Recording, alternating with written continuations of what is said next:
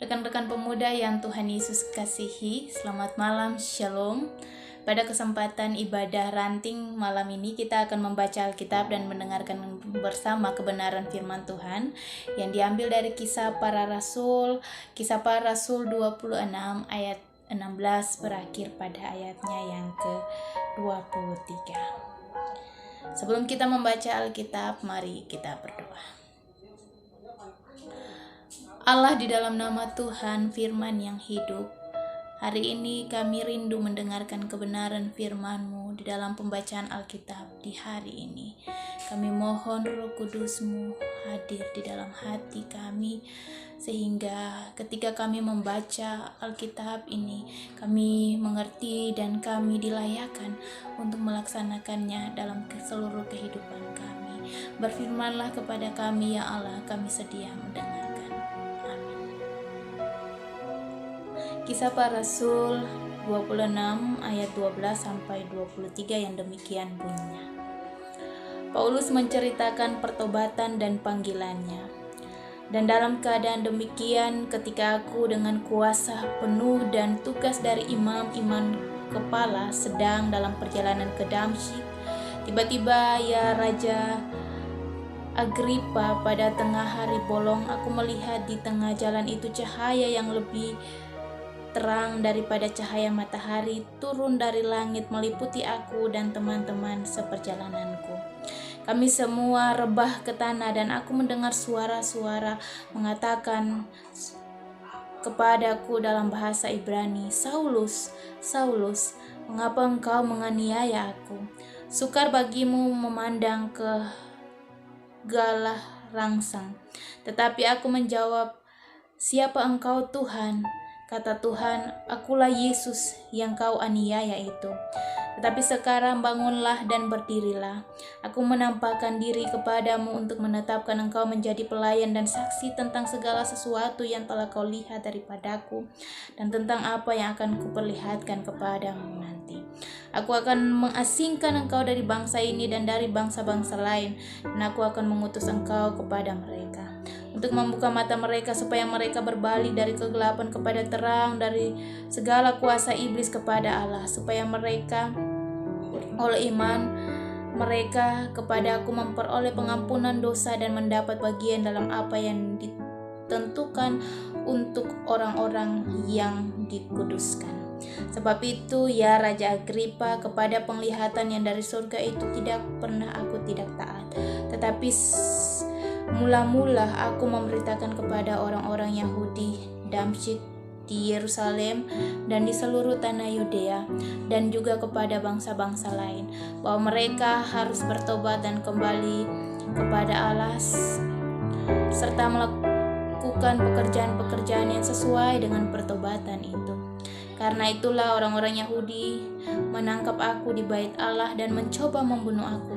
Tetapi oleh pertolongan Allah aku dapat hidup sampai sekarang dan memberi kesaksian kepada orang-orang kecil dan orang-orang besar. Dan apa yang kau kuberitakan tidak lain dari pada apa yang sebelumnya telah diberitahukan oleh para nabi dan juga oleh Musa, yaitu bahwa Mesias harus menderita sengsara dan bahwa ia adalah pertama yang akan bangkit dari antara orang mati, dan bahwa ia akan memberitakan tentang terang kepada bangsa ini dan kepada bangsa-bangsa lain. Demikian bagian Alkitab yang kita baca pada malam ini. Rekan-rekan pemuda yang Tuhan Yesus kasihi, selamat malam. Kembali beta menyapa katong semua di dalam kasih Tuhan Yesus. Shalom. Bagian pembacaan kita Kisah Para Rasul 26 ayat 12 hingga 23 ini bukan pembacaan yang baru lagi untuk kita, apalagi kita orang muda. Tentu kita sebagai orang muda memiliki motivasi untuk melayani, kita yang dipanggil menjadi pelayannya. Dan motivasi kita juga bervariasi. Tetapi sesungguhnya motivasi itu adalah motivasi yang lahir dari perjumpaan kita dengan Tuhan Yesus, lahir dari pengalaman iman perjumpaan kita. yang berjumpa di dalam persoalan hidup kita yang berat, yang berjumpa karena Tuhan menolong kita, yang berjumpa karena Tuhan mengasihi kita, menyembuhkan kita, dan lebih daripada itu, Tuhan mengubah hidup kita, membuat kita bertobat dan berbalik. Kita menjadi pelayan yang taat dan setia.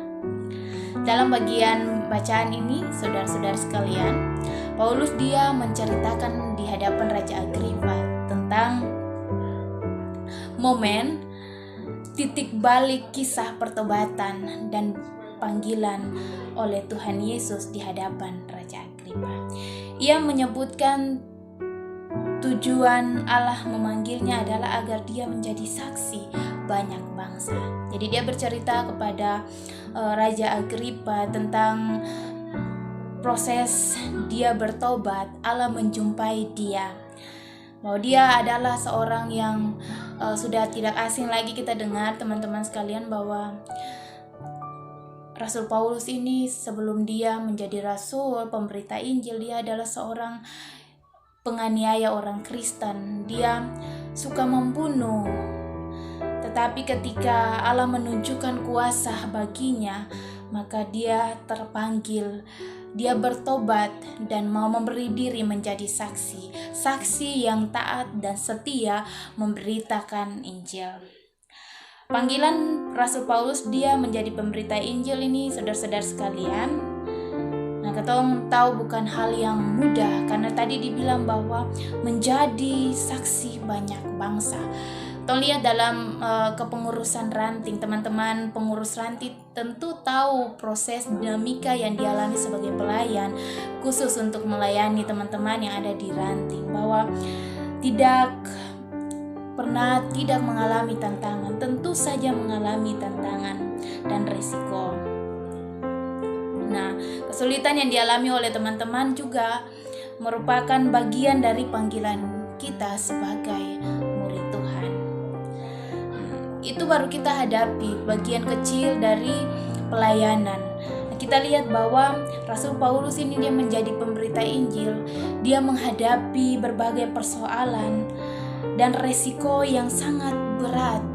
Berulang-ulang kali dia dianiaya, saudara-saudara sekalian, dia dianiaya dan bahkan dia hampir dibunuh. Dan namun dia memilih untuk tetap setia kepada panggilan Tuhan.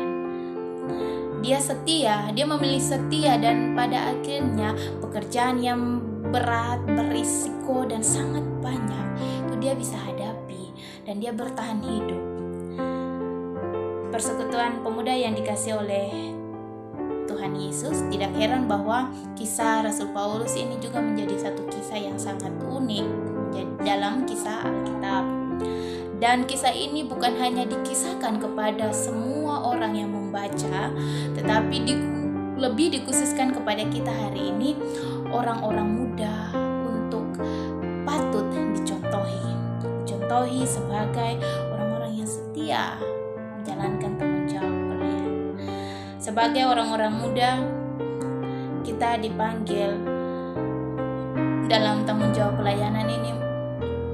Bukan berarti bahwa tanggung jawab ini adalah mudah, dan bukan berarti juga bahwa sangat berat dan kita tidak mampu menjalaninya. Tapi seperti Rasul Paulus, bahwa dia mampu melewati tantangan, resiko, ancaman, dan dia melewati itu bersama Tuhan. Ia percaya bahwa Tuhan yang memanggilnya bukan dengan rupa menghakimi bahwa dia adalah pembunuh, tetapi Tuhan memanggilnya dalam rupa yang penuh dengan kelemah lembutan. Maka dia percaya bahwa kelemah lembutan kasih Tuhan itulah akan menuntun dia untuk melewati tantangan-tantangan dalam seluruh tugas tanggung jawab pelayanannya, dari satu tempat, satu bangsa ke bangsa yang lain. Kita diajak bahwa mari kita belajar dari Paulus yang betul-betul meyakini Tuhan yang memberikan panggilan itu bagi dia. Kita juga sebagai orang muda terpanggil, dan kita terpanggil untuk menjadi saksi-saksinya, menjadi pemberita Injil dalam kata dan perbuatan kita. Kita diutus, kita harus percaya bahwa Tuhan yang mengutus kita di dalam setiap tanggung jawab pelayanan yang kita buat menjadi pemberita Injil, maka Tuhan pula tetap setia mendampingi kita. Dia bertanggung jawab dengan kita, berjalan bersama dengan kita.